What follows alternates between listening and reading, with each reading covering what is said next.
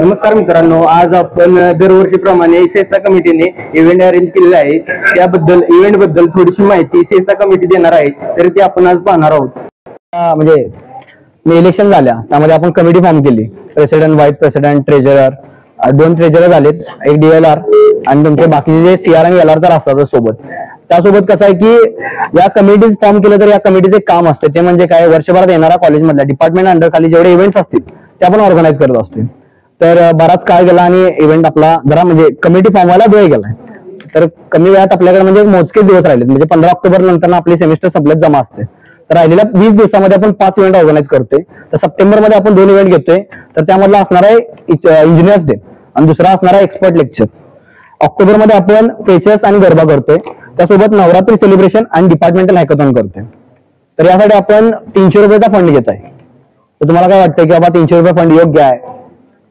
100 रुपयाचा फंड घेतोय. एका सेमिस्टरचा फंड असणार आहे. तर यामध्ये इंजिनियर्स डे हा 27 तारखेला, टेंटेटिव्ह डेट सांगतो तुम्हाला, 27 तारखेला ऑर्गनाईज करतोय. आणि फ्रेशर्स जे असणार आहे तर तुम्ही म्हणाल की फ्रेशर्स मध्ये आमचं काय एन्जॉयमेंट, SY वाल्यांचा असतो ना फ्रेशर्स मोस्टली. तर SY सोबत आपल्यासाठी आपण गरबा प्लस दांडिया ठेवलेला आहे.